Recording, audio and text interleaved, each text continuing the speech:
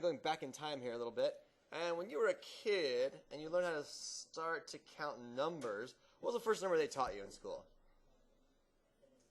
It was not 0 and it was not infinity. It was 1, right? They taught you 1, right? Oh yeah, there's 1 cookie on the table.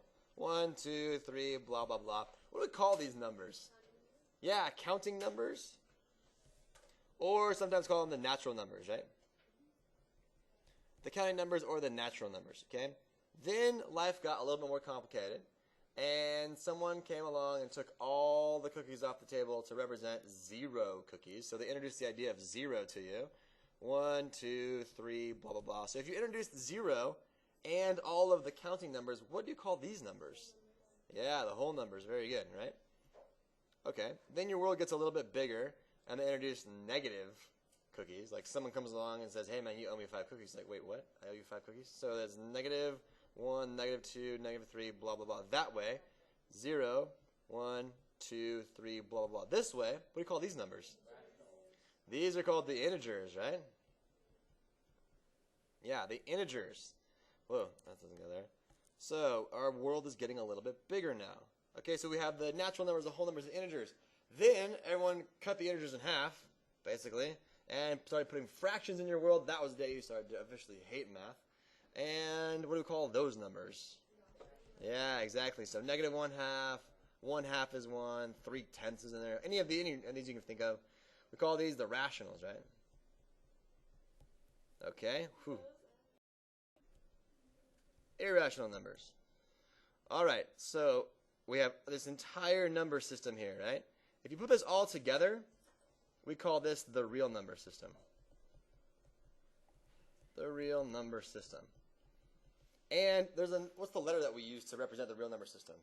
Yeah, it's the funky R, right? Anybody know any of these other ones in here? Yeah, Z is the integers. Carly, which one do you know? Yeah, kind of a funky W, right? Okay, what about the rationals? Gothic Q, very good. Anything else? N for the naturals, yeah, kind of an anything like that. Anything like that? Anything else? Oh, another one. Yeah. IR? All right, cool. So we call this, right? We spend a lot of time focusing in this world, right? We spend a lot of time with the real number system, and that's where we start, right? But there is a whole other number system that's over here. That's not part of the real number system. It's called the imaginary number system. And imaginary numbers. And imaginary numbers are based off of this idea called the imaginary unit.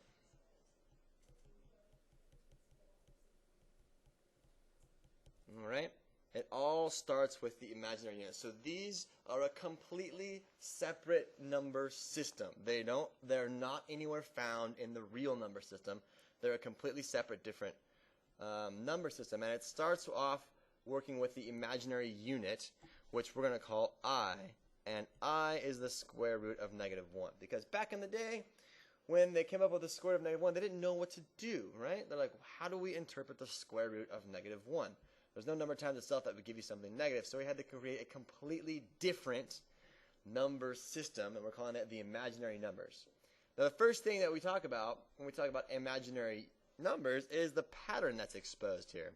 So if I take an imaginary number and the imaginary unit, I square it, what would I squared have to be?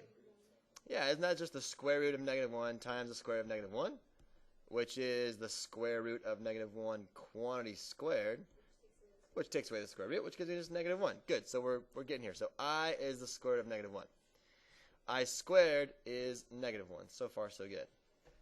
So I to the third would just be I squared times I to the first. Because remember our rule that we have, A to the B times A to the C is A to the B plus C if our bases are the same. That rule holds for the imaginary unit as well. So the 3 is equal to just the 2 plus the 1. Good. So far, what's I squared? I squared happens to be -1 times I, which is the square root of -1. So I can either represent this as the negative square root of -1 or -I. That will either be the case. Either one of those two things will work out for you. All right, how far does this go? How many are there? Forever? Okay. There's only 4, right? So I to the 4th, isn't that just I squared times I squared? Yeah? So I squared is just -1 times -1. How much is that? A positive 1. Turns out that's as far as that list goes in terms of representing different outputs for I to the power, right? So what would I to the 5th be? Maybe the square root of -1? Okay. So take your calculators out. I'll show you something. Okay. So here's the calculator here for this one. Okay, I'll show you where the I button is on the calculator. So does everyone see where the 2 is? Look at the number 2. Okay, right below the decimal point, and then in the top left-hand corner, there's a little tiny yellow I. In order to activate that yellow I, you hit second and then decimal point, and I comes up, and then check it out, I just equals I. That's fine. So second, I squared, right? I squared, check it out, gives us -1. That's consistent with what we found over here. I squared was -1. So if I want I to the 3rd, I can hit I to the 3rd. Check it out. We get -I. That is consistent with what we have over here. And if we want I to the 4th, check it out. We get 1 back, which is awesome. Okay, everyone, do I to the 5th. How do you do that thing where you do it to the 4th or the 5th and stuff? Yeah, the little caret button, yeah. What are we getting back? I, which is the square root of -1. Okay, great. Without using the calculator, I am wondering what I, so 16 full times, I have a remainder of 3. All right? Yeah, so because I have a remainder of 3 left over when I take out 16 full rotations, turns out I to the 67th is the same thing as I to the 3rd. They end up in the same spot, which of course is negative I, or the negative square root of -1. Now, what about I to the 16th? What would that be? Would it be 1? Why would it be 1?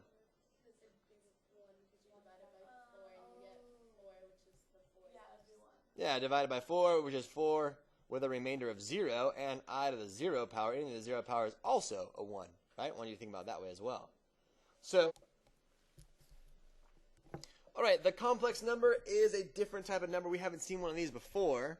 And the complex number is a number that's made up of 2 parts. And it looks like this in standard form. A plus or minus B I. So I'm putting a little box around this for you here, a little cloud. This is your standard form of a complex number. So let me introduce you to the parts here, okay? The first part, the A part, this part represents a real number. So a complex number is one that lives in 2 worlds at once. It lives in the complex world and the imaginary world. The first part is your real number. The second part is your complex number. Oh, excuse me, your imaginary number. And together, when you put them together, you make up what's known as a complex number.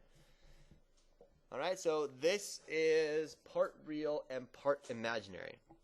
So what do we do with these complex numbers? We don't even have them. What do you think we can do with them? We can add them. We can subtract them. We can multiply them. And we can divide them, but I'm going to stop right there before we get to that. So an example of a complex number would be something like this. 3 plus 5i, right? This is a complex number. The 3 represents the real part. The 5i represents the imaginary part. Together, collectively, they make up a complex number.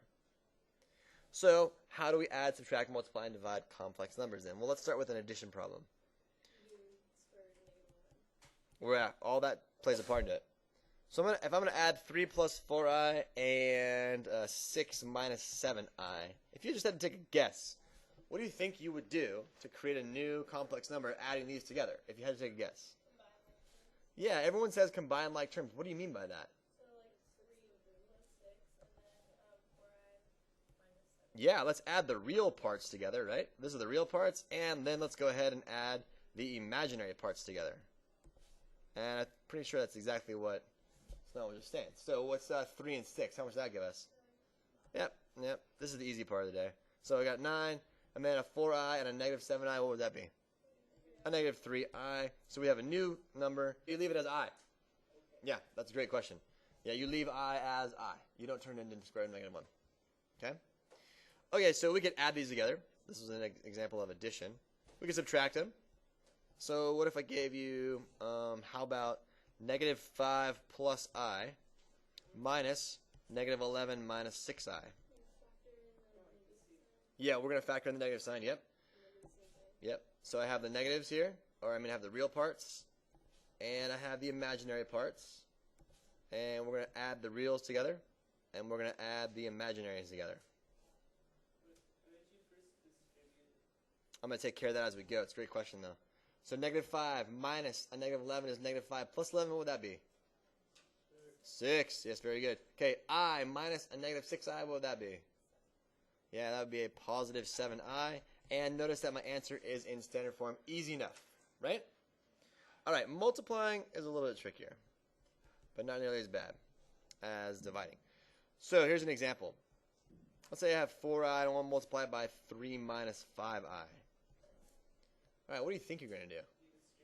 We're definitely going to distribute. So 4i times a 3, what would that be? That'd be 12i, good.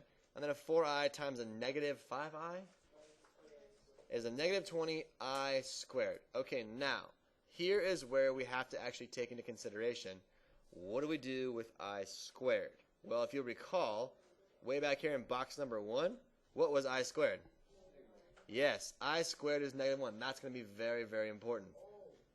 So when I go back over here, this is 12i minus 20 times negative 1. So I want you to realize that, oh shoot, that's not a highlighter.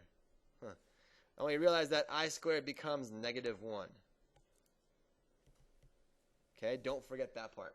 Now that changes the look of your answer because now all of a sudden you have 12i plus 20, and then I convert this to standard form, I get 20 plus 12i.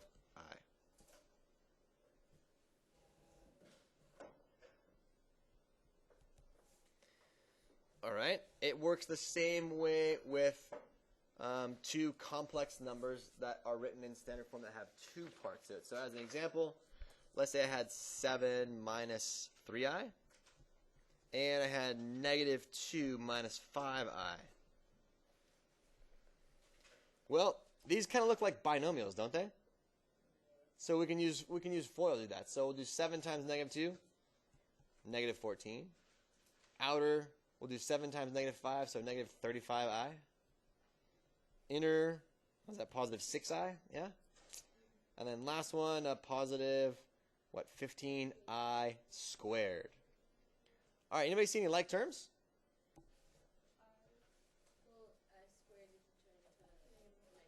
Yeah, for sure. So how about let's do negative 14.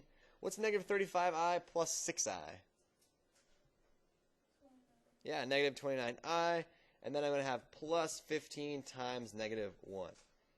Because I squared became negative 1. All right, so when I clean this up a little bit, here's what we get. I get negative 14 minus 29i, and then minus a 15, right? So altogether, it looks like I have negative 29 minus 29i. And all right, we have to understand the complex conjugate theorem before we can start to learn how to divide complex numbers. So here's the task I'd like you and your families to do. I would like you to multiply these two complex generic numbers here. All right? What is a plus bi times a minus bi? In your families right now, go ahead and perform this multiplication and take it as so. Yes, you guys figured it out. It is a squared plus b squared, but let's see how, okay? So we're going to be very careful when we multiply. A times a, of course, is a squared.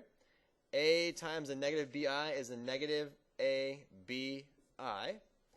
Bi times an a is a positive a bi.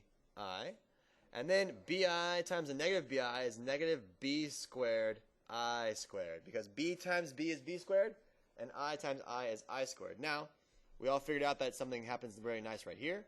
Right? Those cancel out, leaving me with an a squared minus b squared times, oh, there's that negative 1 again, which becomes a squared plus b squared. Okay, now, I want to point something out to you. What type of a number is this that I'm highlighting? What type of number is it? Complex. What type of a number is this? Complex. What type of a number is this? Real. Okay, if your mind's not blown, then you weren't paying attention. This is a complex number. This is a complex number. All of a sudden, you multiply them together and you get a real number? What the heck? How does that work? Yeah, right? So you could be over here in complex world land, right? And end up in the real world, or in the real number land, just by multiplying. But there's something that's very, very special about the setup. Does anybody notice anything special about the setup? Yes, exactly. These are what we call conjugates. Okay? They are conjugates of each other. So as an example, someone spit out any complex number. What do you got? No, an example. Give me a complex number. Your favorite one. I? No, that's an imaginary number. I want a complex number. 7 plus 3i. There you go. That's a complex number, right? What's the conjugate of 7 plus 3i? 7 minus 3i. Now, what if I wanted to multiply these together? It would just be 7 squared plus 3 squared. That's what that says right there. Whoa. So conjugates are just the sign. The sign has changed. Yes, very good. So that's 49 plus 9. How much is that? So check this out. 58 can be written like that. 7 plus 3i, 7 minus 3i. Crazy, right? All right. How does this help us in dividing, and how does this help us at all? So when we divide, so here's what we're going to do. Numbers. So when we divide complex numbers, we have to use the complex conjugate to help ourselves out. So as an example, if I had 7 plus 4i, all divided by, how about 2 minus 5i?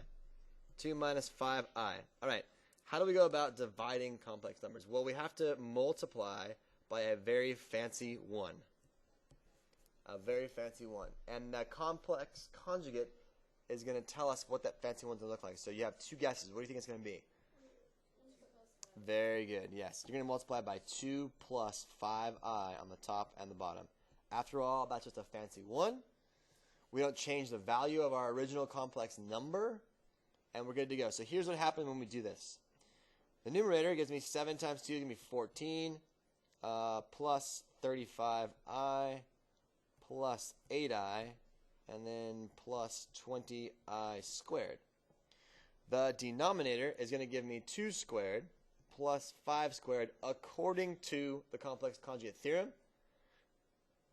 So cleaning up a little bit here, I get 14 plus 43i minus 20, because I squared becomes negative 1, all divided by 4 plus 25. Still cleaning up, I end up with negative 6 plus 43i, all divided by 29. Now I have to write this in standard form, so I'm going to do negative 6 over 29 plus 43 over 29i. And that part is going to represent the a plus the bi. So my real number is negative 6 over 29. My imaginary number is 43 over 29. And together they make up the complex number that I was trying to get when I divided 7 plus 4. All right, in your family's last part of the day, talking about quadratics before we get to a quadratic equation. What do you think this is going to be? Go ahead, write down your best guess before we move on, because I want to address any common mistakes and common errors that people might. It is as follows, right? The correct row would be to say, okay, the square root of negative 25, well, that's the square root of 25 times the square root of negative 1. That I know is true. And I also know that the square root of negative 4 is the square root of 4 times the square root of negative 1. Well, the square root of 25 is 5. The square root of negative 1 is I. The square root of 4 is 2. And the square root of, there it is again, is also I. So I have 10i squared when I multiply these together.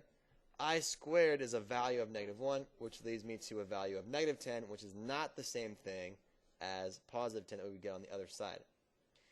Now, no one ever mentioned that, hey, when you take the square root, it's positive or negative. So we're talking about something called the principal square root. Okay, the principal square root would give us the negative 10 answer there. All right, how does this play any part into what we have to do next? I will show you. We're going to deal with quadratics a lot in the next section, and we have to understand a few things about how to deal with these negative discriminants, all right? So the last thing of the day is we're going to solve this quadratic here, and I want to show you the way I want you to solve all quadratics. Oh, whatever. So how many ways can we solve a quadratic? Name the 3 ways we can do it. Formula, complete the square, factoring, right? Okay, we're going to go straight to the formula in this case. So step number 1 when you're solving a quadratic, I want you to just tell me what A, B, and C are. What's the value of A, what's the value of C, and what's the value of B? So A is 3, B is -2, and C is +4. Perfect. That's all I want you to do in step 1. Step 2, I just want you to take a look at the discriminant, B squared minus 4AC.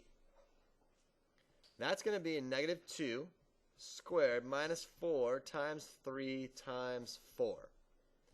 -2 squared is a 4, minus 4 times 3 is 12, 12 times 4 is 48. This gives me a -44. All right, that's step 2. Yes. Back in the day, when we saw a negative answer for our discriminant, we would say that there are no real solutions. And we would be correct, because there are no numbers in that real number system that would give me this when I take the square root. However, we're a little bit more refined now, and we're allowed to say that there are 2 complex conjugate, ooh, there it comes again, solutions. Wow. So it went from no real solutions to 2 complex conjugate solutions. That's crazy. So in step number 3, we're actually going to go get them. So x is going to be -b plus or minus the square root of b squared minus 4ac all over 2a. Now the beauty of step number 2 is that whatever you get as an answer in the bottom of step 2 goes exactly right here in step number 3. You will never, ever, ever again get mixed up in the algebra. So x will be -b, so it looks like 2 plus or minus the square root of, oh, there it is, -44, all divided by 2 times a, which happens to be 6. So you don't have to worry about messing up the algebra once you get to step 3 if you do step 2 right. All right, now we know how to deal with this negative square root business. So this is going to give us 2 plus or minus the square root of 4 times the square root of 11 times the square root of -1 all over 6. So what did I do here? What's going on here? What did I do? I split them up. I found the biggest what in that? I found the biggest perfect square that was in 44, right? It's 4 times 11. All right, so working with this a little bit more, I get 2 plus or minus the square root of 4 is 2. Square root of 11 is just the square root of 11. The square root of -1 is I, all divided by 6. Now at this point, you have to check and see how much you can you factor anything from the top? And the answer is yes. We can factor out a 2, leaving us with 1 plus or minus square root of 11. Okay, you guys ready to go? Still? You all caught up? Okay, now this is the reason we do it like this is because then it makes it a lot easier to see that this becomes a 1/3. All right? So this gives you 1 plus or minus root 11i all over 3. So written in standard form gives you 1/3 plus or minus the square root of 11/3 I. Now, if you look at this carefully, this is a complex number, and in fact there's 2 of them. There's the positive one, and there's the negative one, and they are indeed conjugates of each other. One of them is 1/3 plus root 11 over 3i, and the other one is 1/3 minus root 11 over 3i. So they end up being complex conjugates of each other. That's